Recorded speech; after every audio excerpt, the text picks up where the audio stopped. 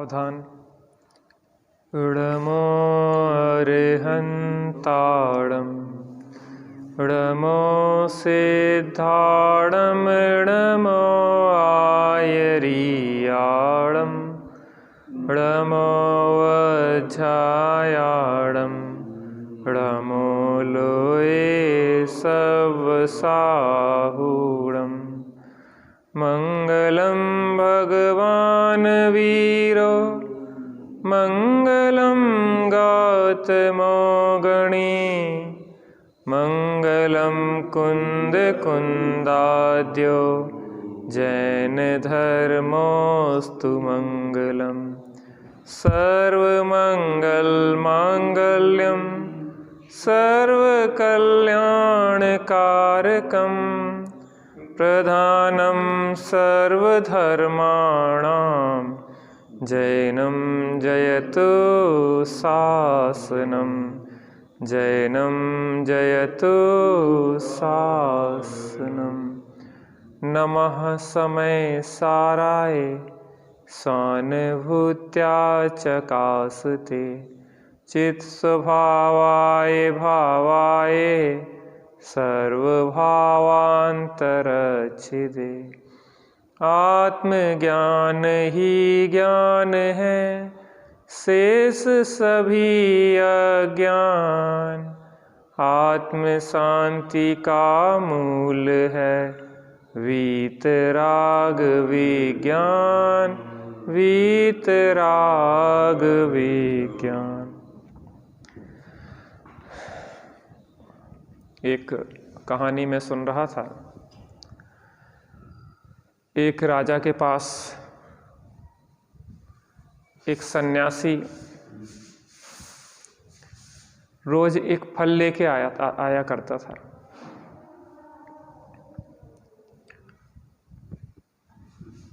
प्रतिदिन का यह नियम बना हुआ था और वह रोज एक फल राजा को दे दिया करता था। राजा उस फल को अपने वजीर को दे देता था और वजीर अपने जो स्टोर था उसका वहाँ पे उस फल को रख दिया करता था। 10 साल व्यतीत हो गए और 10 साल तक वो फकीर रोज राजा को वो फल देने आया करता था प्रतिदिन, और राजा उस फल को वजीर को दिया करता था और वजीर उसको रख दिया करता था। एक दिन राजा ने सोचा कि जब फल लाता है एक बार इसको खा के तो देखा जाए। राजा ने कि इसको खा के देखा जाए, तो उसने उस फल को खाया तो देखा कि उसमें एक बहुत बड़ा हीरा उस फल के अंदर था।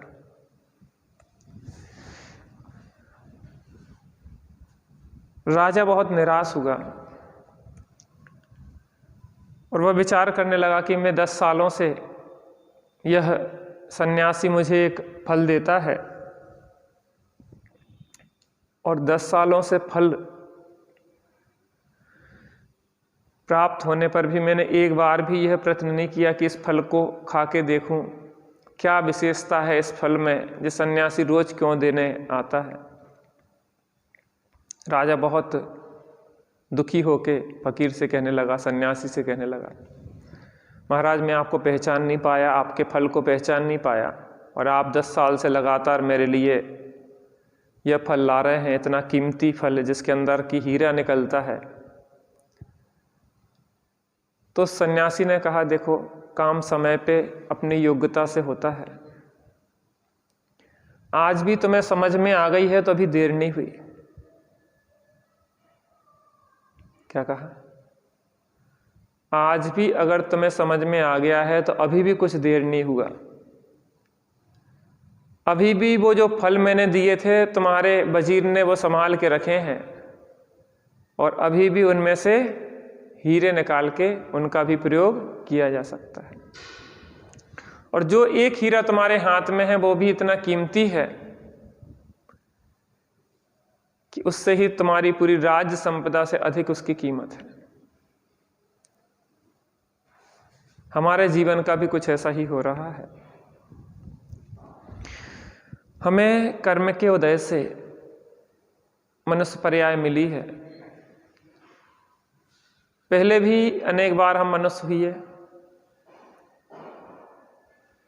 और मनुष्य होने के बाद भी हमने उसका मूल्य नहीं समझ पाया, और जो मनुष्य भव के अभाव के लिए था, उस मनुष्य भाव को पाकर भी हमने भव का अभाव नहीं कर पाया। यह मनुष्य भाव भी हमें प्राप्त हुआ है बहुत कीमत से, बहुपुण्य पुंज प्रसंग से, शुभ देह मानव का मिला।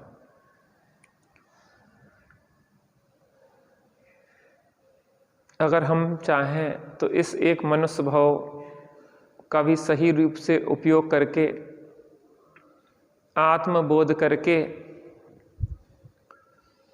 मोक्ष मार्ग को प्राप्त करके और भवांतर में मोक्ष को प्राप्त कर सकते हैं,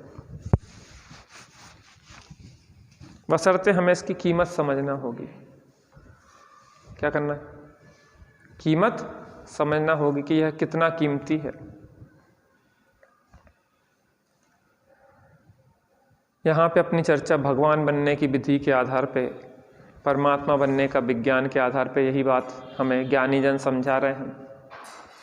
अभी तक हम भले ना समझ पाए हों, लेकिन अगर अभी समझ जाएं तभी हमारा कल्याण हो सकता है। अपनी चर्चा यहाँ वस्तु तत्व निर्णय के माध्यम से चल रही है।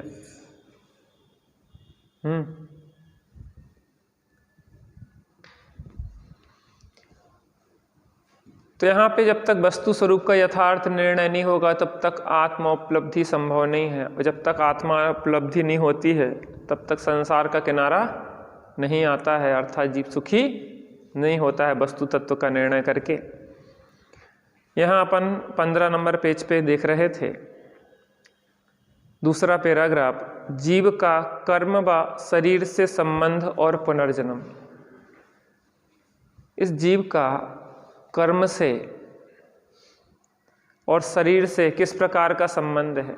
देखो, अनादि संबंधे च, अनादि काल से शरीरों का और कर्मों का संबंध है। कभी भी ऐसा कोई समय नहीं रहा जबकि इसके साथ कोई ना कोई शरीर ना रहा हो, कर्म ना रहे हो। विग्रह गति होती है, एक पर्याय से दूसरी पर्याय जीव जाता है, वहाँ भी 2 शरीर होते हैं, तेजस और कारमाण।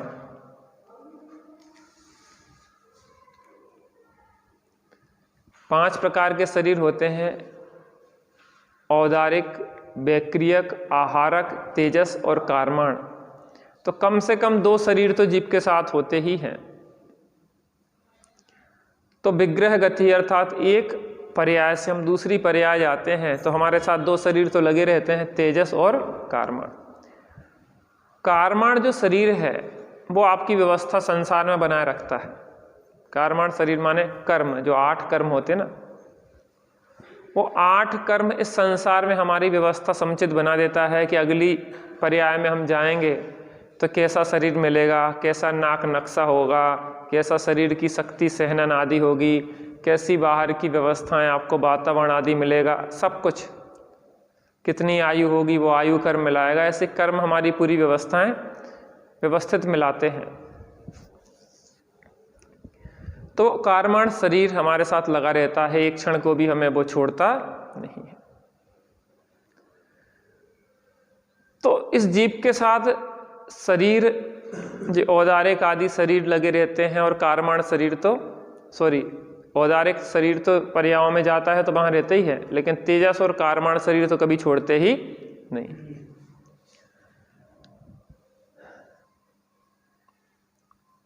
अब इन शरीरों से और कर्मों से हमारा क्या रिश्ता है, इसके बारे में यहाँ पे चर्चा कर रहे हैं। यद्यपि यह जीव ज्ञान दर्शन स्वभाव वाला है, तथापि अशुद्ध अवस्था में इसके साथ कर्मों का संबंध है। अशुद्ध माने हम जब तक संसार में हैं तब तक हमारे साथ किसका संबंध है? इन कर्मों का संबंध चल रहा है। उस कर्म संबंध की वजह से इसको बहिरंग में तो शरीर की प्राप्ति होती है। जो कर्म संबंध है उससे बाहर में क्या मिलता है, हमें शरीर मिलता है। और अंतरंग में राग द्वेष रूपी विकारी भावों की प्राप्ति होती है। प्राप्ति होती है का मतलब जीव कर्मों के उदय में जुड़ता है और राग द्वेष विकारी भाव करता है। अर्थात हमारा दो चीजों से परिचय है, एक तो शरीर से और एक अपने स्वभाव भावों से। क्या कहा? हमारा दो चीजों से परिचय है, एक तो शरीर से। अपन ने एक दिन चर्चा की थी कि शरीर के प्रति इतना मोह क्यों होता है, इतना आत्मीयता अपनत्व क्यों हो जाता है। क्योंकि शरीर की और आत्मा की अत्यंत निकटता है, एक क्षेत्रावगाह घनिष्ठ संबंध है। एक ही क्षेत्र में दोनों रह रहे हैं, यद्यपि आत्मा अमूर्तिक है और शरीर मूर्तिक है, लेकिन रह तो एक ही क्षेत्र में रहे ना। तो एक क्षेत्रावगाह घनिष्ठ संबंध है शरीर का और आत्मा का, और निमित्त नैमित्तिक संबंध भी घनिष्ठ है। हमने जिस प्रकार से विचार करते हैं, आपने सोचा घर से यहाँ पे आने के लिए शरीर पैर उस अनुसार चलने लगे। हमने बोलने का विचार किया, उस प्रकार से वाणी निकलने लगी। हमने बैठने का विचार किया, उस प्रकार से शरीर की प्रक्रिया भी देखी गई। तो इस जीव को यह भ्रम होता है कि हम ही तो शरीर हैं। अरे हम शरीर ना होते तो हम शरीर के काम कैसे करते? उठना है, बैठना है, खाना है, पीना है, हम जैसा चाहते वैसे शरीर होता है परिणमन। तो हम कौन है? कौन है? शरीर हैं, ऐसा इस जीव को भ्रम हो जाता है। क्यों हो जाता है? क्योंकि जो अमूर्तिक चैतन्य सत्ता है वो तो दिखाई देती नहीं है, और दिखाई देता है जैसे शरीर। और शरीर में 5 इंद्रियां होती हैं और 5 इंद्रियां बाहर की ओर खुलती हैं, अर्थात वो पुद्गल को ही देखती हैं और पुद्गल ही नजदीक में दिखाई देता है, और निमित्त नैमित्तिक संबंध से दोनों का एक साथ कार्य होता हुआ दिखाई देता है। तो ऐसा लगता है कि हम कौन हैं? शरीर है।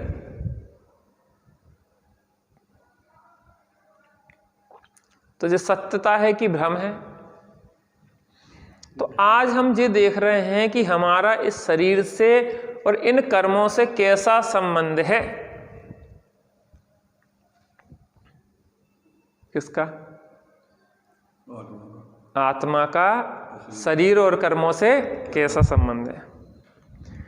तो दो चीजें प्राप्त हुई, शरीर प्राप्त हुआ और राग द्वेष के भाव मिले हुए हमारे। अब उनमें क्या करता है यह जीव? अपनापन कर लेता है। वह स्वयं को ना जानकर मैं कौन हूँ, मेरा क्या स्वरूप है इत्यादि की जानकारी से बेखबर इन शरीर मन वचन को ही आत्मा मान लेता है। मन वचन काय को ही क्या मान लेता है? आत्मा मान लेता है। हमारी वाणी, हम कितना अच्छा बोलते हैं, हम कितना अच्छा गाते हैं, हम कितना अच्छा प्रवचन करते हैं, हमारे कितने अच्छे विचार हैं, हमने देखो कितनी कविताएं लिखी हैं, कितनी सुंदर सुंदर कविताएं लिखी हैं, हम इसके लेखक हैं, हम इसके रचयिता हैं। मता क्या?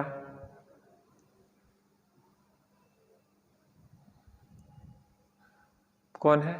हमारे विचार। कौन है? हमारे वचन। कौन है? हमारा शरीर। इनकी तो छोड़ो, बाहर की चीजों में भी इसके माध्यम से अपनत्व हो जाता है। जहां जो शरीर रहता है उस मकान को अपना मकान, इस शरीर से उत्पन्न होगा वो अपना पुत्र पुत्री, जिससे विवाह हो गया वो अपना पति पत्नी,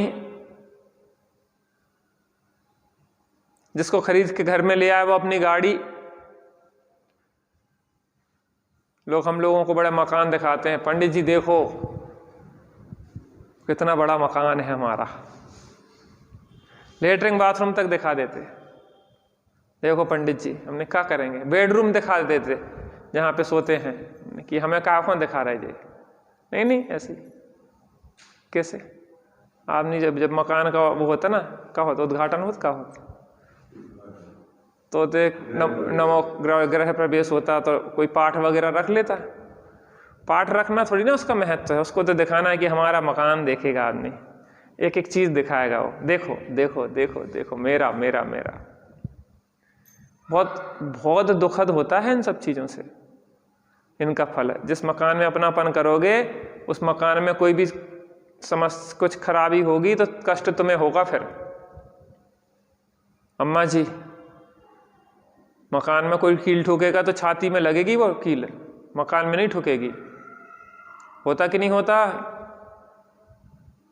मकान का प्लास्टर गिरेगा तो ऐसा लगेगा कि हम ही गिर पड़े। जितनी मोह होगा ना जिन पदार्थों से उतनी तकलीफ होगी। अपना बच्चा अगर कुछ हो जाए तो ऐसा लगेगा कि हम ही मर गए, क्योंकि हमने अपना रूप उसमें देख लिया था। हम माने बच्चा, माने हम, मकान माने हम, गाड़ी माने हम।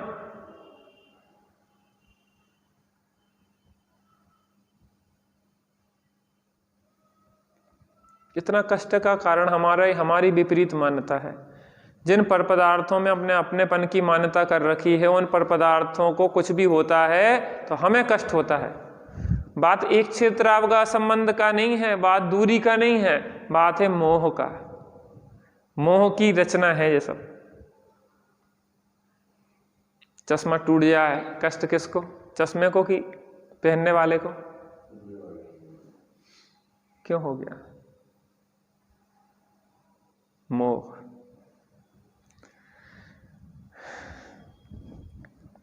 बस स्वयं को न जानकर मैं कौन हूँ, मेरा क्या स्वरूप है इत्यादि की जानकारी से बेखबर इस शरीर मन वचन को ही आत्मा मान रहा है, क्रोधादि भावों को ही अपना स्वभाव मान रहा है। जिस शरीर को प्राप्त करता है उसी शरीर रूप अपने को मान लेता है। मैं कितना गोरा हूँ, मैं कितना लंबा हूँ, मैं कैसा हूँ, मैं ऐसा हूँ, मेरी नाक ऐसी है, मेरा मुंह ऐसा है, मेरी आंखें ऐसी हैं, मेरा ये है। एक एक चीज रोम रोम में अपनापन है। हमारे बाल तो देखो कैसे काले हैं, हम देखो कितने लंबे हैं, हम कि देखो ऐसे गोरे हैं, हम तो ऐसे हैं। कितना अपनापन चलता रहता है। अंदर में हर्ष भी होता है, और अगर विपरीत कोई उससे कहे तो विषाद भी होता है, तकलीफ भी होती है। उसी शरीर रूप अपने को मान लेता है। शरीर की उत्पत्ति से अपनी उत्पत्ति में उत्पन्न हुआ। जन्मदिन, किसका जन्मदिन? किसका जन्मदिन?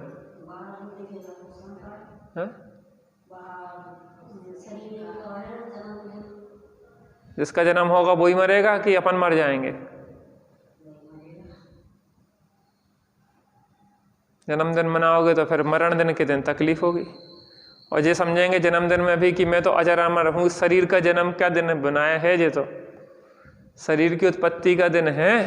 82 साल को शरीर होगा, आत्मा नहीं होगा। अम्मा जी को होगा, आत्मा होगा 82 साल को? हैं? हम जा पूछे नहीं रहे 82 साल को होगा, हम जा पूछ रहे हैं।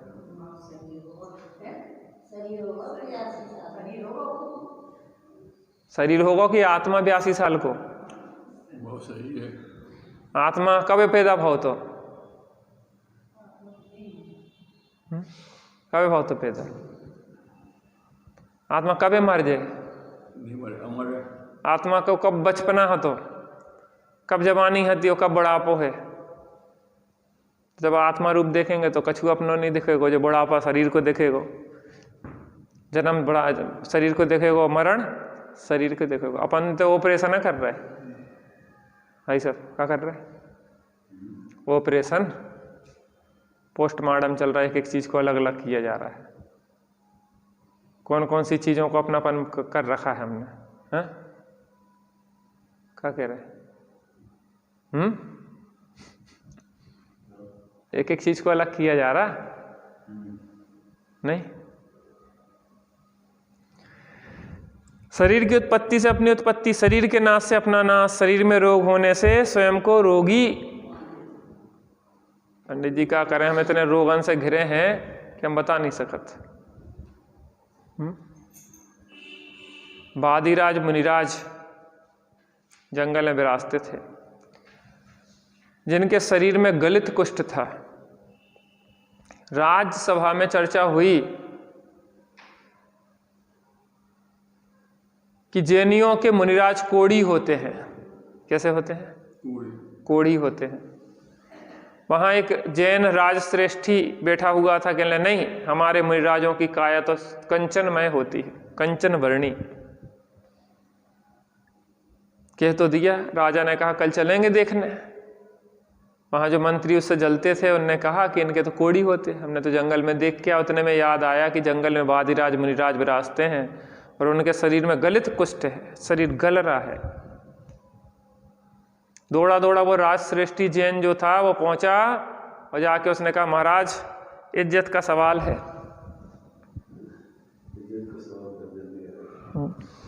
इज्जत को सवाल है, हमारी बात होते, हमने बात रख दी कि हमारे मुनिराज तो कैसे होते हैं? कंचन वर्णी काया वाले होते हैं और आपके शरीर में जो कुष्ठ है, हमसे जिन शासन का अपमान देखा नहीं जाता। तो मुनिराज ने कहा है कि मूर्ख, इसमें जिनशासन का अपमान क्या हो गया? शरीर के कोढ़ से आत्मा कोढ़ी हो, जो जरूरी थोड़ी ना है। और शरीर सुंदर हो और आत्मा कोढ़ी ना हो, ये कैसे हो सकता है? ये भी जरूरी नहीं है कि बाहर में तो शरीर सुंदर हो, आत्मा में मिथ्यात्व राग द्वेष का कोढ़ चल रहा हो। दोनों चीजें हो सकती कि बाहर में कोढ़ हो, अंदर में आत्मा चमक रही हो, और बाहर में शरीर चमक रहा हो और आत्मा में कोढ़ हो रहा हो। इससे कोई मूल्यांकन नहीं होता साधना का कि बाहर में पाप का उदय हो तो कोई पापी हो जाए, बाहर में पाप का उदय हो तो कोई पापी नहीं होता, बाहर में पुण्य का उदय हो तो कोई पुण्यात्मा नहीं होता। पुण्यात्मा, पापात्मा और धर्मात्मा जी परिणामों से होता है। कैसे होता है? लोग कहते हैं भैया हमने बहुत बड़े बड़े धर्मात्मा देख ले, करोड़ करोड़ के मरते हैं अंत में। अरे पूर्व का कर्म का उदय है, पाप का उदय है, तो पाप के उदय से बाहर प्रतिकूलताएं बन रही हैं, इससे धर्मात्मा का परिणामों का क्या संबंध? पार्श्वनाथ मुनिराज के ऊपर ओले सोले पत्थर पड़ रहे हैं तो कोई पापी होगा क्या पाप के उदय में? वादिराज मुनिराज को कुष्ठ हो गया तो वो पापी थोड़ी ना हो गए। पाप का उदय है लेकिन परिणाम पापी नहीं है। पाप के उदय में भी पाप भाव हो सकते, पाप के उदय में पुण्य भाव हो सकते, पाप के उदय में धर्म भी हो सकता है। पुण्य के उदय में भी पुण्य भाव हो सकते, पुण्य के उदय में पाप भाव हो सकते, पुण्य के उदय में धर्म भी हो सकता। ये जीव की स्वयं की ही स्वतंत्रता है, इसमें कोई पराधीनता नहीं है। तो उसने कहा कि मुनिराज कुछ करो। कहले हम क्या कर सकते हैं? शरीर अलग है और आत्मा अलग है, आत्मा शरीर का कुछ कर सकता है क्या? वस्तु स्वतंत्रता है। ये तो ये सर्वोत्कृष्ट सम्मान है जिन शासन का कि एक द्रव्य दूसरे द्रव्य का कुछ करता धरता नहीं। देखो हम कुदेव आदि के पास जाते हैं, कुदेव आदि के पास जाते हैं, पद्मप्रल मलधारी देव नियम सार में कहते हैं, शायद मंगलाचरण में ही कहते हैं कि हे प्रभु आप जैसे बीतरागी स्वामी को पाकर के मैं अपने जैसे रागी द्वेषियों के शरण में क्यों जाऊं? क्या आप जैसे बीतरागी प्रभु को पाके, उनकी वाणी को पाकर, निर्ग्रंथ गुरुओं को पाकर और कहीं जाने की क्या इच्छा है? जिस सती के हृदय में राम बसते हैं उसके हृदय में रावण नहीं बसते हैं। जहां बीतरागी सच्चे देवसाद गुरु बसते हैं जिसके चित्त में, उसके अन्य कोई कुदेवादी बसते नहीं। रागी द्वेषी कभी भी किसी भी स्थिति में हमें उनका सेवन करना योग्य नहीं। जिन शासन मिला है अन्यत्र जाने की जरूरत क्या है? ये भी कोई सांप्रदायिकता नहीं है। जिस सांप्रदायिकता से नहीं कह रहे हम, यहां तो बीतरागी सर्वज्ञ परमात्मा की बात है। यहां किसी नाम की पूजा नहीं है, व्यक्ति की पूजा नहीं है, यह तो गुणों की पूजा है। जिसने राग द्वेष कामादिक जीते सब जग जान लिया, सब जीवों को मोक्ष मार्ग का निष्प्रह हो उपदेश दिया। बुद्ध, वीर, जिन, हरिहर, ब्रह्मा, अल्लाह, जो कहना हो, खुदा, सब, या उसको स्वाधीन कहो, जो मर्जी में आए वो नाम लो, लेकिन बात क्या होना चाहिए? जिसने राग द्वेष कामादिक जीते सब जग जान लिया।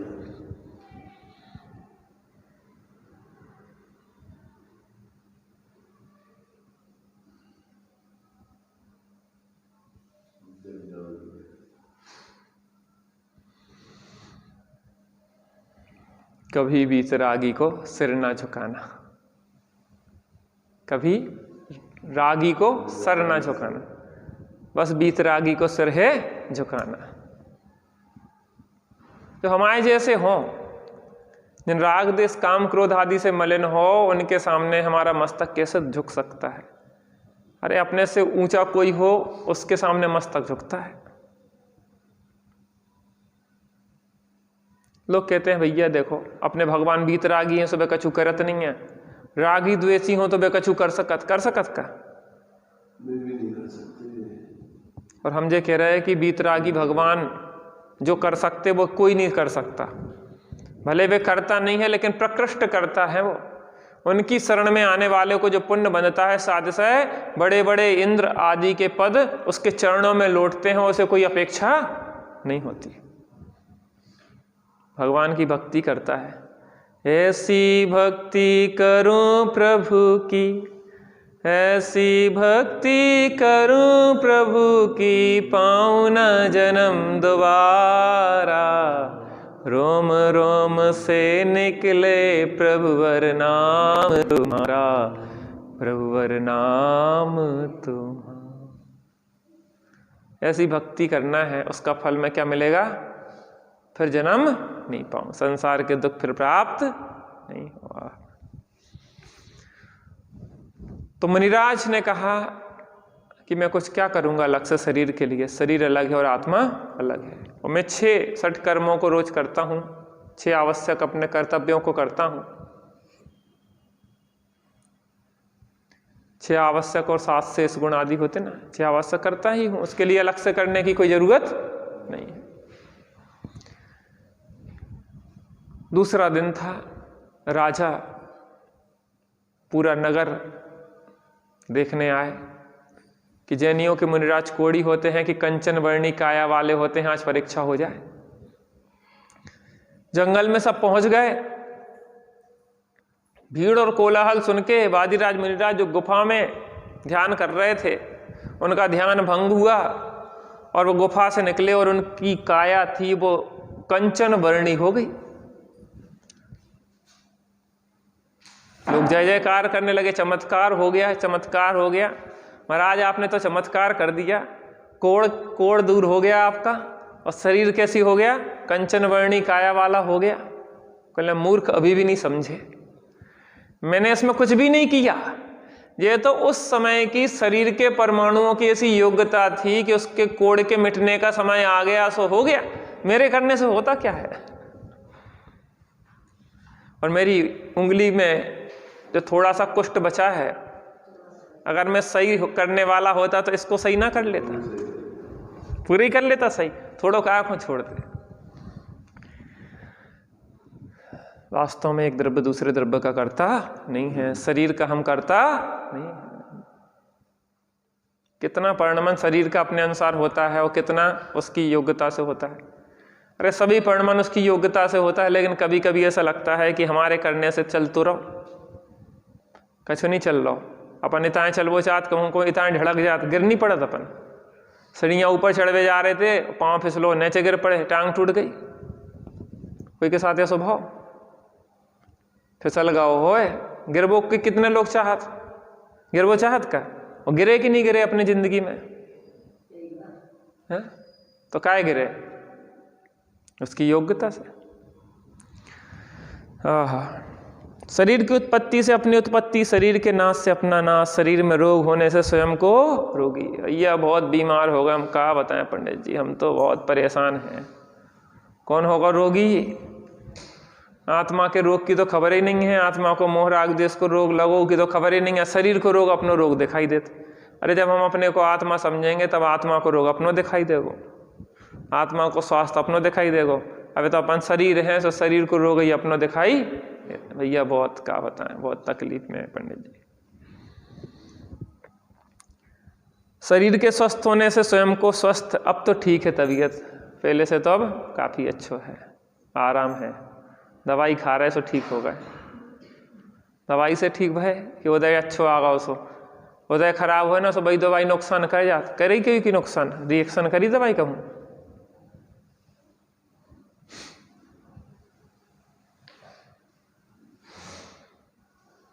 जो वैक्सीन लगे ना, अधिकतर वैक्सीन से साइड इफेक्ट हुए बहुत ज़्यादा लोगों को। हार्ट अटैक आ गए, एक का तो शरीर पूरा खराब हो गया, वो बुद्धि खराब हो गई। 28 साल से लेकर 38 साल तक के काफी लोगों को हार्ट अटैक आया। कम उम्र में वो जो थक के जम गए खून के उस वैक्सीन से। क्या खिलाने लगवाई थी? कोरोना ना हो जाए भैया। कोरोना से तो न मरे, वैक्सीन से मर गए। वो कोरोना पता तो कि मछली को मार मार के और वैक्सीन बनाई गई, कितने प्रकार के जीव जंतु उनको मार के, फिर भी कही अरे कछु नहीं है, अब ठीक है, ऐसे तो सब संसार में चलते ही रहता, अपन तो लगवा लो, मन नहीं है अपन को। बचा लो वैक्सीन ने कि मार डालो। मोह चलता रहता शरीर के प्रति। दादाजी कछु कछु समझ में आने लगी भी अब तो है? तो पूरे रोड में नहीं, अब जीवन में भी थोड़ा थोड़ा चलने लगा, सुना धीरे धीरे जीवन में भी आने लगा। ऐसा थोड़ी ना है, अंदर अंदर थोड़ी दवाई जाती है तो असर भी करती है। ये जिनौषधि है, कौन सी है औषधि? जिनौषधि।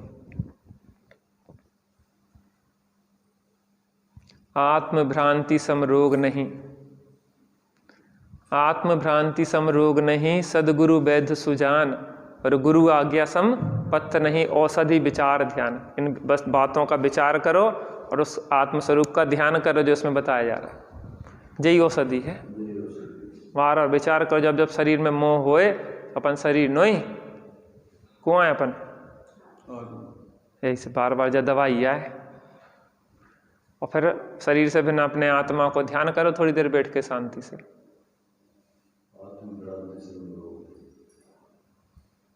माता करती ध्यान? कछु ध्यान क्या तो करें? कुछ नहीं, बैठो शांति से बिल्कुल, और अंदर में देखने का अभ्यास करो कि मैं चैतन्य स्वरूप आत्मा हूँ, अमूर्तिक, एक अमूर्तिक अनादि अनंत आनंदमयी चैतन्य सत्ता।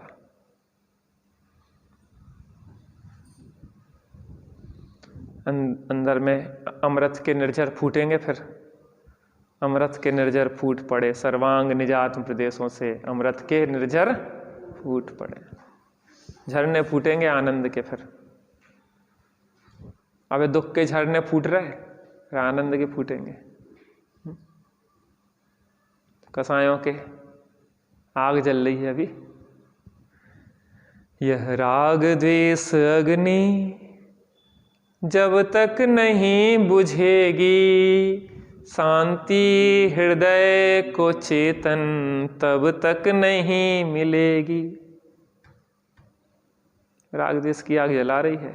यह राग आग दहे सदा ताते सैमामृत से ये, चिर भजे विषय कसाय अब तो त्याग निज पद बेये। कहाँ रचो पर पद में न तेरो पद यहे, क्यों दुख सहे अब डोल हो सुखी स्वपद रच दाव मत चाओ चूक जाओ। है?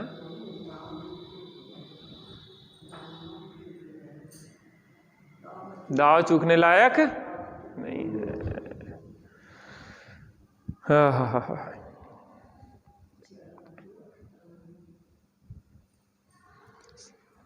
जबकि वस्तु स्वरूप इसके विपरीत है। जीवात्मा का अस्तित्व अलग, शरीर का अस्तित्व अलग।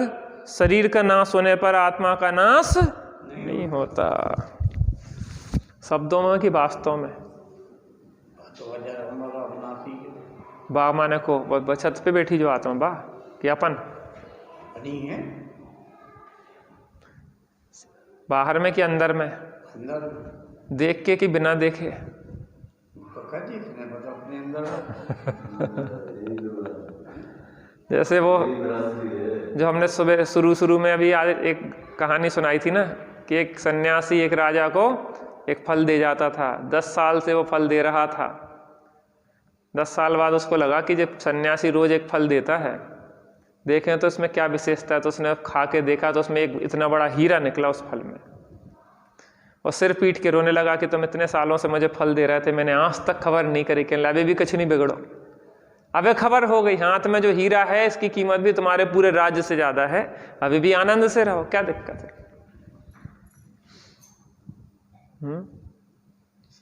देखना पड़ेगा, मात्र शब्दों में नहीं। का देखने नहीं, बिना देखे शांति नहीं मिलेगी। सबके पल्ले लाल, लाल बिना कोई नहीं, याते भय कंगार और गांठ खोल देखे। एक बार क्या हुआ, गरीबी उन्मूलन के तहत सभी भिखारियों को 10-10 लाख रुपए की चेक दी गई। कितने की? 10-10 लाख रुपए की भिखारियों को चेक की, भैया सब गरीबों का उन्मूलन हो, दूर हो गरीबी सब लोगों की। 2 भिखारी चौराहे पे भीख मांगते थे, तो दोनों को 10-10 लाख रुपए की चेक दे दी गई। तो एक ने तो चेक ली और बैंक में गया, और बैंक में जाके क्या की, केस करके बढ़िया अच्छा ऐसो आराम से बढ़िया बिजनेस किया, बड़ी गाड़ी अच्छे खूब अच्छी तरह से रहने लगा। दूसरे भिखारी ने क्या करो, ऐसी लई गुड़मड़िया के में रख ली। उन्हें सोची कागज है रंगीन कछु। एक बार का भाव जो दूसरो भिखारी है तो ना, जो पैसा वालों सेठ बन गओ, तो सुबह से निकलो कार में से, भैया 2 रुपया मिल जाए, ऐसो हाथ फैलाने लगो कि कार के सामने। कहले क्यों रे, तुम तो मेरे ही साथ भीख मांगते थे।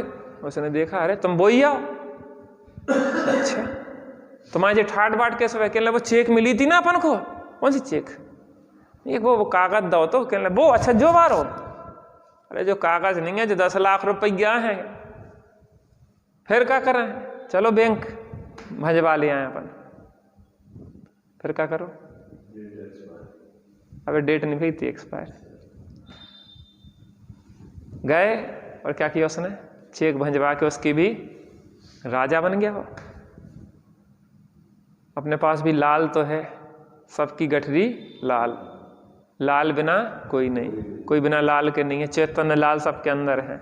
आप कह रहे देखने का है, देखे बिना आनंद नहीं आएगा। चाचा तिजोरी में सोना धरो ना, आपको वो आनंद कब याद, जब वो खोलते हैं और फिर आह क्या गजब है आनंद है। नहीं आता कितना पैसा, अब खबर ही ना हो, धरो है तिजोरी में और हमारी चाबी ही गुम गई हुए।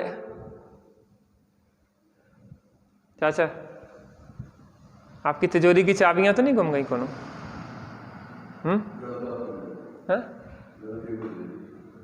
लड़के को नहीं, अंदर की तिजोरी की बात कर रहे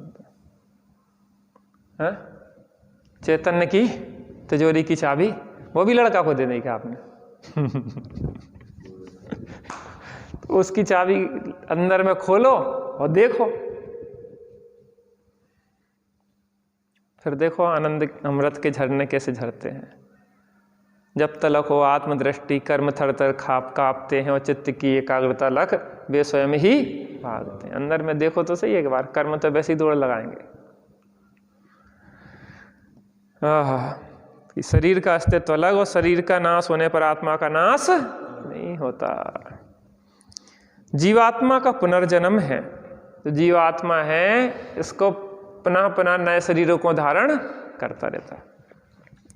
प्रत्येक आत्मा जिस जिस प्रकार के परिणाम या भाव करता है उन्हीं के अनुसार अच्छी बुरी गति को प्राप्त करता है। क्या प्राप्त करता है? जैसे भाव करते ना अपन, भाव तो कछु ना कछु चल रहे, मायाचारी के भाव चल रहे हैं, बहुत संपत्ति आदि जोड़ने के भाव चल रहे हैं, मंद कसाय रूप भाव चल रहे हैं, और व्रतोपवास आदि काय क्लेश के भाव चल रहे हैं। कछु ना कछु चलत रहत भाव। तो उन भावों से कर्म भी बनते हैं। क्या बनते चाचा? कर्म बनते हैं, और कर्म को उदय भी आता है, और कर्म का उदय आता है तो जीव बेसी गति में जाता भी है। जिन जीवों के परिणाम सरल हैं, माया और पाखंड से रहित हैं, वे देव गति को प्राप्त करते हैं। देखो इसमें एक बात और निकलती है, हम मायाचारी करते हैं, हम बदमाशी करते हैं, हम मक्कारी करते हैं। 4 भाई हुए, और व्यापार धंधे में एक भैया का करे बचा बचा के जोड़ जोड़ के रखत जाए, बाकी छोटे हते सो उन्हें अलग से अपनों का करो, एक क्या कर लो बैंक बैलेंस 25-50 लाख रुपए इकट्ठे कर ले, 2-4 प्रॉपर्टी अपनी अलग से डाल ली, और कोई को बता ही नहीं, साले के नाम, ई के नाम, ऊ के नाम कर दी अपने। प्रसन्न हो रहा हो कि हमने देखो कितनी प्रॉपर्टी इनसे मायाचारी करके बचा ली। हमें क्या बताओ, वो प्रॉपर्टी तो तुम भोग पाओगे नहीं, क्योंकि जीव पर पुद्गल का तो भोग कर सकता नहीं है, लेकिन जो मायाचारी के परिणाम किए थे उससे हम बकरा बन गए और म्यां म्यां कर रहे हैं, और फिर भी वो कसाई छुरी चलाए जा रहा है गर्दन पे। किसके परिणामों का फल है? चारुदत्त की कथा आती, एक बकरे को कसाई खींच के ले जा रहा था, एक दुकान में बार बार घुस रहा था वो, और दुकान का मालिक उसको डंडा मार मार के भगा रहा था।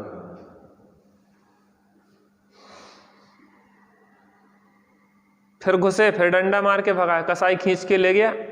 मुनिराज निकल रहे थे, मुनिराज मुस्कुरा गए। मुनिराज कभी मुस्कुराते हैं नहीं, ऐसे कुछ ना कुछ विशेष बात होती है तो मुस्कुराहट आई। लड़का को लगा कुछ ना कुछ रहस्य है, भागता गया मुनिराज के पास। मुनिराज ने कहा, जो तुम जानते को है तो जो बकरा? कहने तुम्हारे पिताजी पूज्य पिताश्री यहीं दुकान पे बैठ बैठ के मायाचारी करत रहे, छल कपट करत रहे, कम तोलत रहे।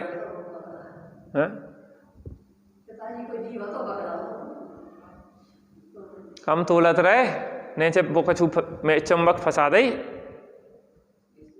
एक बार का भाव, एक किसान आदमी 5 किलो गुड़ ले आओ एक दुकान पे, 5 किलो गुड़ लेगा। उसे बातें होने लगी, कभी तुम्हारे घी वगैरह हो तो कहने लगा, सेठ जी बहुत बढ़िया अच्छा शुद्ध घी है, ले काम करिए 5 किलो घी भेज दिए।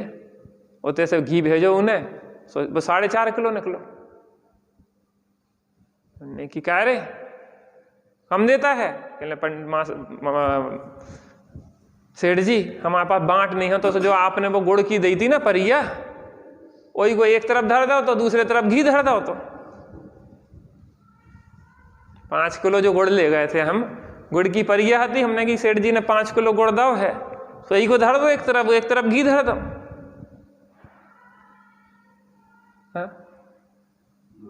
बराबर हो गया, बराबर होगा। घी की कीमत अलग होती, गुड़ की अलग होती।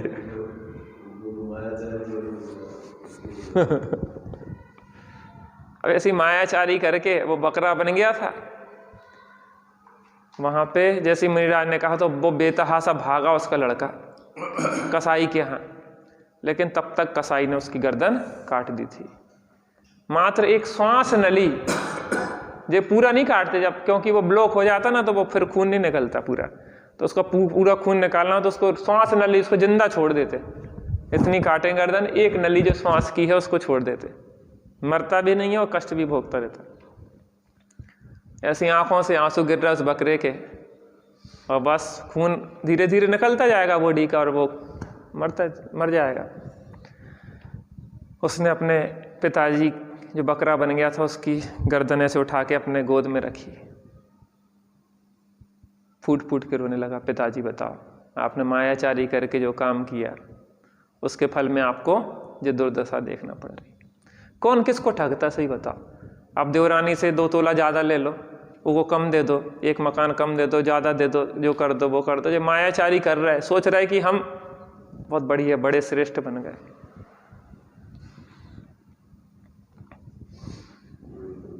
भाग्य से ज़्यादा किसी को कुछ मिलता नहीं, समय से पहले और भाग्य से अधिक किसी को कुछ मिलता नहीं। तुम कितनी मायाचारी करो, कितनी बदमाशी मक्कारी करो, उसे होवे वालो है का, उसे होवे वालो है, बकरा बनने पड़ेगो।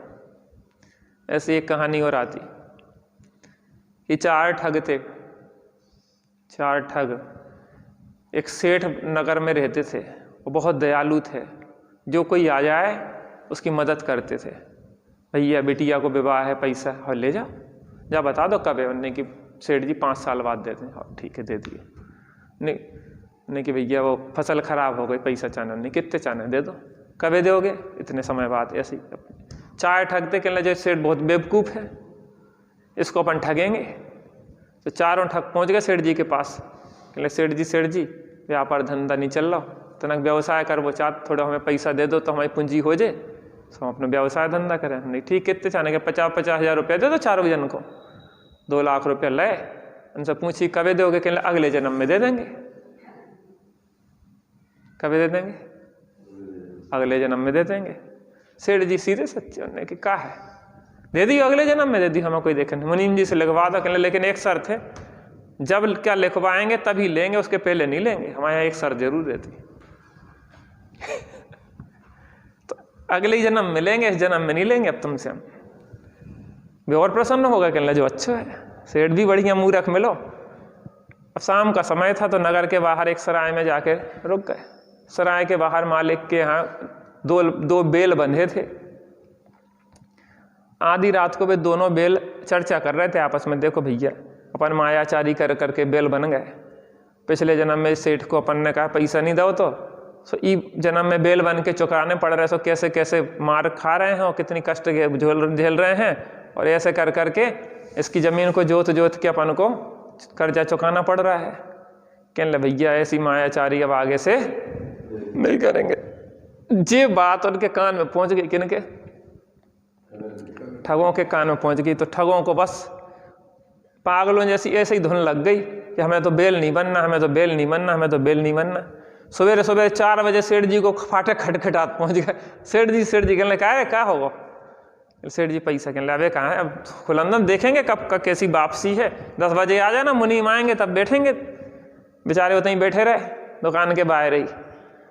जैसे ही मुनीम जी आए तो जाके बैठ गए। सेठ जी आए, नहीं जी पैसा ले लो। कहले मुनीम जी देखो वापसी कब की है? नहीं कि अब की, अगले जन्म की। कहले देखो भैया हमने पहले कही थी, हमारे तो नियम पक्के हैं, नियम के पक्के हैं, अपन कब लेंगे हम? अगले जन्म में लेंगे। कहने देखो सेठ जी ले लो, हमें बेल नहीं बनने। देखो भैया तुम्हारी बात हमने रखी तो हमारी भी नियम के, हम तो पक्के हैं, हम नहीं। अब वापस आ गया, पैसा उन्हें लाए नहीं। जैसे घर गांव के बाहर उदास होके जा रहे थे तो एक सन्यासी मिल गए। उन्हें क्या बात है, उन्हें सब कथा सुनाई अपनी, सुनने की। हम बता रहे तुम्हें उपाय। उनने कान में कछु कहो।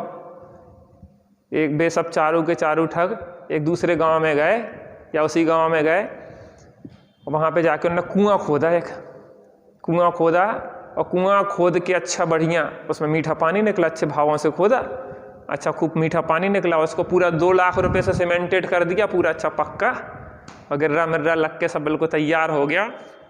गांव के लोग वहाँ चूँकि पानी नहीं था, आसपास के वो गांव वाले बहुत परेशान होते थे। सो पानी भरवे आए, बड़े प्रसन्न होके गांव के आए लोग कि पानी भरवे को मिलेगा अब तो। वे चारों लठ लेके खड़े हो गए। कहते देखो भैया हमारा कुआं नहीं, सेठ जी को आए की को है, सेठ जी को कुआं आए। पहले उनसे इजाजत तो लिया, बिना इजाजत के हम कैसे जान दे, हम तो उनके नौकर। उनने तो हमसे कही थी जाओ खोद आओ। सबने खोद दो, तैयार होगा। अब जब तक उनकी अनुमति ना मिलेगी तब तक श्री गणेश कैसे होगा? तो गए सब लोग। सेठ जी बड़ो अच्छा अन्याय करा था, कुआं तो अच्छा खुदवा दो, ले लठे खड़े हैं वे, पानी नहीं भरने। कहने हमने कौन सा कुआं खुदवा, हमने तो कोई कुआं नहीं खुदवा। कहले वे तो कह रहे कि सेठ जी को कुआं है, सेठ जी को पकड़ के लिया है वे सब। कहले सेठ जी दे खड़े। कहले क्या हो, हमने कब कही थी? कहले देखो सेठ जी अब कुआं तो खुद ही गो, और पानी भी बहुत मीठो ने करे और सब अच्छा तैयार होगा। अब तुम जानो पानी नहीं पिला भरन देने की नहीं भरन दे, तुम जानो, जनता जाने, हम नहीं जाने, जनता चढ़ बैठी। कहले सेठ जी पानी परेशान है जैसे थे तो निकलो है। सेठ जी कहले चलो चलो कर्जा चुक गो। का चुक गो कर्जा? देखो इस जन्म में कर्जा चुका के जाना। जो कर्म जीव करता है उसको भोगना ही पड़ता है। लगता है कि हम दूसरे को ठग रहे हैं, हमने इसका ज़्यादा रख लिया, इसको ये कर लिया। कोई दूसरे को ठगते नहीं इस दुनिया में। देखो वर्तमान में जो परिणाम करते हैं, वर्तमान में ही मायाचारी हमें दुख देती है, वर्तमान में ही लोभ हमें दुख देता है, वर्तमान में परिग्रह का संचय रूप भाव हमें दुख देता है, बहुआरंभ परिग्रह का भाव दुख देता है। वर्तमान में ही मंद कसाय के भाव से शांति रहती है, और भविष्य में वो ब्याज में गति में, उस गति में जाना पड़ता है उसको, उस आयु का बंध होता है और फिर वहां जाता है। यहाँ बिना नरक गति के भाव किए कोई नरक में नहीं जाता। यहाँ लड़ना पड़ेगा तुम्हें सास बहू में, देवरानी जेठानी में, पति से, इससे उससे। उस जाति के नारकियों जैसे जब तुम लड़ोगे ना कुत्तों जैसे, तब कुत्ता बनोगे। नारकियों जैसे लड़ोगे तो नरक में जाओगे। बिना नरक नारकियों जैसे लड़े थे नरक में कोई नहीं भेज सकत, कोई दुनिया की ताकत नहीं है, स्वाधीन है। ना कोई मोक्ष भेज सकत, ना कोई नरक भेज सकत, ना कोई त्रियंश भेज सकत। बिना भाव करे यहाँ पे आपको उस जाति के भाव आप चाहते हो, कोई जबरदस्ती कहीं नहीं भेजता। आप चाहते हो वहां जाना, उस जाति के भाव करते हो, तब वैसे कर्म बनते हैं और फिर कर्म से उस गति में पहुंचता है जीव। इसलिए मंद मोक्ष परिणामन ही से, ऐसा कह श्री जिनबर वाणी, याते परिणामन की संभाल में गाफिल मत हो रे प्राणी। हर क्षण अपने परीक्षा करते रहो, कैसे भाव हो रहे हैं, इन भावों का फल क्या होगा। जो फल होगा वो हमें ही मैं ब्याज के भोगना पड़ेगा। तो क्या कह रहे हैं यहाँ पे, उन्हीं प्रत्येक आत्मा जिस जिस प्रकार के परिणाम या भाव करता है उन्हीं के अनुसार अच्छी बुरी गति को प्राप्त होता है। जिन जीवों के परिणाम सरल हैं, माया और पाखंड से रहित हैं, वे देव गति को प्राप्त करते हैं। सरल स्वभावी होए ताके घर बहु संपदा। मायाचारी नहीं है, पाखंड नहीं है, नाटक नहीं है। आदमी सोचते वे तो बहुत सीधे हैं, उन्हें तो कोई भी ठग ले जाता, उन्हें कोई नहीं ठग रहा, वो खुद ही को ठग रहा। दूसरे को कोई ठग सकत? अपने उदय, जिसका उदय हो ना, कोई बुरा करना चाहे, पुण्य का उदय है, उसको भला हो जाता उसका। अकृत पुण्य की कहानी सुनी आपने? अकृत पुण्य जब पैदा हुआ तो नाल गाड़ने के लिए उसको जहां गए वहां पे सोने का हड़ा निकला। उसके 7 भाई या 6 भाई बड़े थे उससे, वो सबसे छोटा था। उसको बहुत चाहते थे। वहां पे क्या हुआ कि वो व्यापार नहीं करता था, उसका पुण्य की वजह से उसको बहुत सब कुछ होता था। तो उसके भाई चिढ़ते थे कि इससे व्यापार करने भेजो, कजू करत धरत नहीं है, खात रत, काम को ना काज को, और दुश्मन। अपन भी किसी से नहीं कहना, अगर घर में कोई काम नहीं करता है तो जिन्हें कहना कि भैया वो अपने पुण्य का खा रहा है, तुम नहीं खिला रहे उसको। सब अपने पुण्य एक एक दाना उसको लिखा है। अपन सोचा कि हम खिला रहे हैं, तुम खिला रहे, तुम क्या खिलाओगे? पता पड़े कि उसके पुण्य की वजह से पूरा ऐश्वर्य चल रहा हो, जिस दिन वो चला जाएगा ना तो रोड पे आ जाओगे तुम। ये ठाड़ फाड़ उसी का उदय चल रहा, तुम्हें करवे धरवे से थोड़ी ना हो, उदय से होता है सब कुछ। वे चढ़न लगे क्योंकि भाई के हम करते रहते हैं, ये तो अपने मौज मस्ती करता है, तो व्यापार धंधा होना चाहिए। तो माँ पिताजी ने कहा कि जा बेटा, ये 100 रुपया लो, बाजार में व्यापार धंधा करना कुछ। कहले हमें पता ही नहीं है कैसे व्यापार धंधा करो जात, बचपन से कछु करो नहीं, माँ को लाड़ लो। तो कहले तुम्हें कुछ नहीं करना, ऐसा करना कोई सामान खरीद लेना, फिर उसको बेच देना, फिर उसको जो पैसा है फिर और खरीद लेना, फिर उसको बेच देना। अंत में शाम को अंधऊ के टाइम जो सामान तुम्हारे पास रह जाए सो वो लेके आ जाना। अंत में लेन देन बेचा बाची करने के बाद अंत में जो सामान तुम्हारे हाथ में होए सो वो लेके आ जाना। अंत में बेचा बाची करके टूटी खाट पुरानी सी, और वो भी की खो होते। एक व्यक्ति मर गो तो मरघटा पे शमशान में, सो वो जो तो ना चांडाल, सो को खाट मिली, सो वो बेच भी आ गया बाजार में। वो चांडाल से ने खाट खरीद ली और खाट लेके आ गए। तो माँ बड़ी प्रसन्न भाई कि आज हमारा बच्चा पहली बार व्यापार धंधा करके आओ। सब हंसी उड़ाने लगे, ये बताओ 100 रुपया बर्बाद कर गया, टूटी खाटा मिली। तो भैया लोग हंसन लगे। माँ प्रेम रखती थी तो उस खाट को धोने लगी अच्छी तरह से। तो पुरानी तो खाट वैसे ही करती, सुबह का भाई पट्ट से उसको पाया टूट गया, उमें से नीचे से रत्न गिरे, भन्न झन्न झन्न झन्न झन्न, सबकी आंखें चकाचौंध को होकर निकल गई कि आखिर इसमें जितनों का है। अब पता तो कि वो कोई सेठ जी की खाट थी और अपनी संपत्ति उन्होंने क्या करी थी, वो खाट के पायन में भर दी थी। उसके साथ एक पत्र लिखो, पत्र निकलो कि जो राजा को दे दियो। राजा के पास ले गए कि जिस व्यक्ति को ये पत्र मिले इसको इतनी पूरी संपत्ति दे देना, जे करते ना जो भी उसको था। अब और चिढ़न लगे भाई लोग कि यार बताओ इसका ऐसा है कि इसको जहाँ देखो उल्टे काम करता है और सीधे होते सब, और हम लोग इतनी मेहनत कर सो कछु भी हाथ नहीं लगा, सबकी वो मिलत।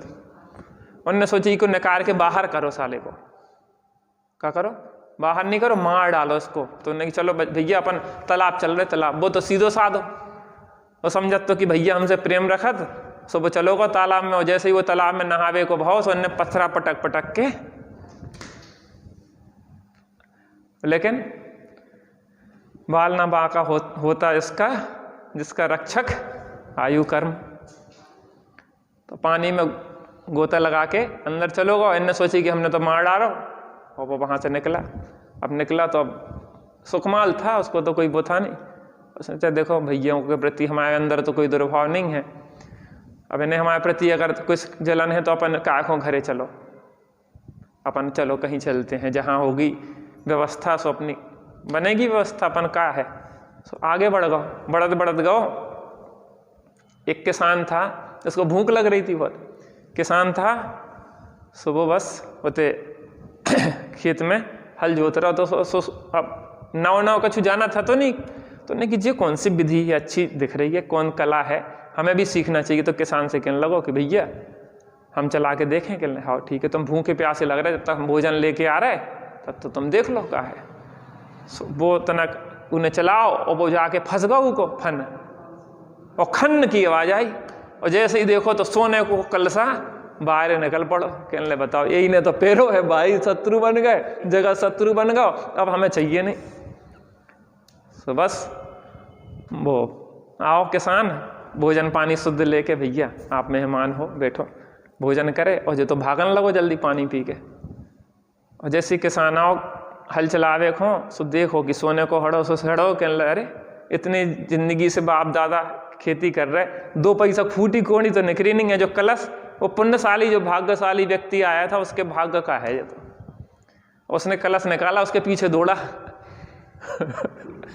जे होता है, आप सोचो जिसके भाग्य का होता है उसके आगे पीछे चारों ओर संपत्ति गिरती है, क्योंकि आपने पूर्व में ऐसा कुछ उदय कर्म माना था।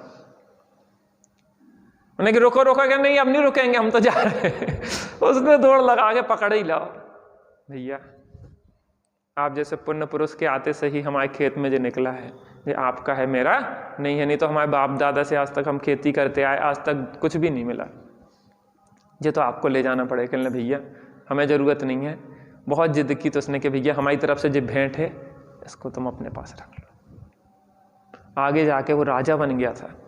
ऐसा उदय की विचित्रता है, क्यों होता है ऐसा आखिर? क्योंकि पूर्व के जीव के भावों से जो कर्म बनते हैं उनकी यार व्यवस्था मिलती है। तुम्हारे मायाचारी मक्कारी ठगबे छल से इससे व्यवस्था नहीं मिलती, इस तरह ध्यान रखना।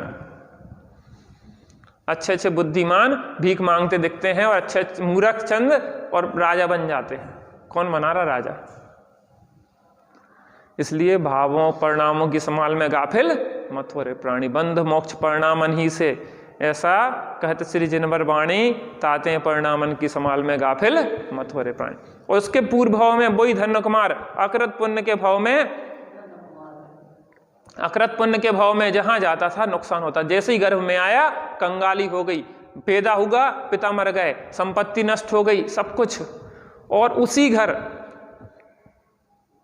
सुकृत पुण्य उनका जो नौकर था वो सेठ बन गया था, और सुकृत पुण्य नौकर के यहाँ वो काम करने गया था, और वहां जाके उसको जैसे ही देखा कि ये तो हमारा सेठ का पुत्र है तो उसको बहुत दया आई। बेचारा देखो उदय की कैसी विचित्रताएं। उसने स्वर्ण कलश स्वर्ण से भर के उसको दिया तो उसके हाथ में जाके अंगारे हो गए, अंगारे तपता है, और जल के एकदम से उसने छोड़ा। सबको चने देते हो मुझे अंगारे दे रहे हो। उसने समझा कि इसको उदय बहुत पाप का तीव्र उदय है। उसको चने सुने कि भैया देख वो ढेर लगो चने को, जितने भरने हो भर ले। पोटली में चने भरे और ले जाने लगो तो पोटली फटी थी और चने रास्ता में बगर गए। उदय से ज्यादा कौन दे पाएगा? माँ ने जैसे ही सुना कि बेटा उसके यहाँ नौकरी करने गया जो पहले नौकर था, उसी रात वहां से निकल गई। मृष्टदाना माँ का नाम, मृष्टदाना नाम था शायद उसका, माँ का मृष्टदाना। उसी रात निकल गई कि ऐसी लज्जा की जिंदगी नहीं जीना चाहते कि जहाँ पे और उस जीव ने, वो मुनिराज जब वो सेठ के यहाँ काम करती थी, 7 भाई थे, वो पूर्व के वही भाई वहाँ पहुँच गए थे सेठ के। जे खीर मांगता था और वो मारते थे, लाल शरीर सूज जाता था। ये बेचारा भोजन बनाती थी मृष्टदाना उन सेठ जी के यहाँ एक जन के। एक दिन क्या हुआ, सेठ जी को बहुत दया आ गई कि जो लड़के मारते हैं। मृष्टदाना ने कहा खाने को खीर चाहता ये बच्चा, उसको देते नहीं। तो सेठ जी ने खूब शुद्ध दूध दिया, सब खांड वगैरह दी, सब कुछ दिया कि देख इसको अच्छी तरह से खीर शुद्धता से बना के खिला देना। माँ ने बहुत प्रेम से खीर बनाई और बच्चे को कहा कि बेटा मैं पानी लेने जा रही हूँ और कोई मुनिराज आदि आए तो पहले बार जिंदगी में कोई अच्छी वस्तु बनी है, अपन उनको आहार दान करवा के भोजन करेंगे। माँ पानी भरने गई, उतने में एक चांडारी मासोबासी मुनिराज वहां से निकले। जैसे मुनिराज को देखा चरण पकड़ लिए। मेरी माँ पानी भरने गई है और कहा है कि मुनिराज आए तो जाने नहीं देना। वैसे तो एक प्रकार से कहें तो उपसर्ग है ये, क्योंकि उनके लिए कोई ने रोक दिया, अब कैसे बढ़े, पैर पकड़ के वो तो रोने लगा। उतने में माँ आ गई और माँ ने पड़गान किया और मुनिराज का आहार हुआ। आप सोचो जिसको जीवन में पहली बार कोई अच्छी चीज मिल रही हो, उसने ये विचार किया हो कि पहले मुनिराज को देंगे, अतिथि को देंगे, उसके बाद हम भोजन करेंगे। इस परिणाम से वो धन्य कुमार बना था। जे परिणामों की गति कैसी न्यारी है, यहाँ ये बता रहे हैं कि जीव जैसे परिणाम करता है वैसी गति में वो पहुंच जाता है। इसलिए परिणामों की संभाल हर क्षण करना। सम्यक दृष्टि को सप्त भय नहीं होते, लेकिन परिणाम बिगड़ने का भय होता है कि परिणाम बिगड़ेंगे तो गति बिगड़ जाएगी। परिणाम नहीं बिगड़ते इसलिए तो गति नहीं बिगड़ती। सम्यक दृष्टि की वो हमेशा संभाल करता है। जिन जीवों के परिणाम सरल हैं, माया और पाखंड से रहित हैं, वे देव गति को प्राप्त करते हैं। जिनके माया रूप परिणाम हैं, सोचते कुछ हैं और करते कुछ हैं, वे पशु पक्षी आदि हो जाते हैं। जो अल्पारंभी और अपेक्षाकृत संतोषी जीव हैं वह मनुष्य होते हैं, और जिनके बहुत आरंभ बहुत परिग्रह की लालसा होती है वे नार की हो जाते हैं। अपन को क्या बनने, अपन को कछु नहीं बनने, बने बनाए भगवान है। ऊ को भूल के ये 4 गति हैं। अब इनमें सुगति और दुर्गति 2 में बांट दिया, लेकिन वास्तव में सभी दुर्गति हैं, क्योंकि 4 गति में जीव दुखी हैं कि सुखी हैं? दुखी हैं।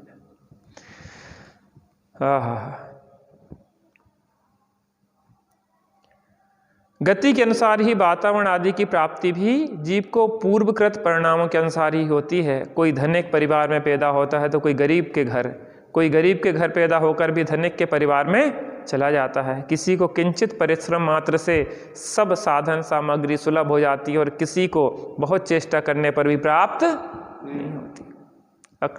धन्य कुमार को टूटी खाट भी बहुत संपदा देने वाली, और उनके भाई बहुत मेहनत करते तो कुछ मिलता नहीं था। इन सब बातों से कर्म की विचित्रता मालूम होती है। जीव जिस प्रकार के अच्छे बुरे परिणाम करता है उसके अनुसार ही उसका कर्म संबंध होता है, और कर्म के माध्यम से वैसे ही फल कालांतर में उसको मिलता है। दोष कर्म का नहीं, हमारा ही। परिणाम किसने किए थे? दोष कर्म का नहीं, हमारा ही है। कर्म तो मात्र एक माध्यम है। यह जीव जैसा बीज बोता है वैसा ही फल इसको प्राप्त कर। जैसा बीज बोएंगे, अज्ञानी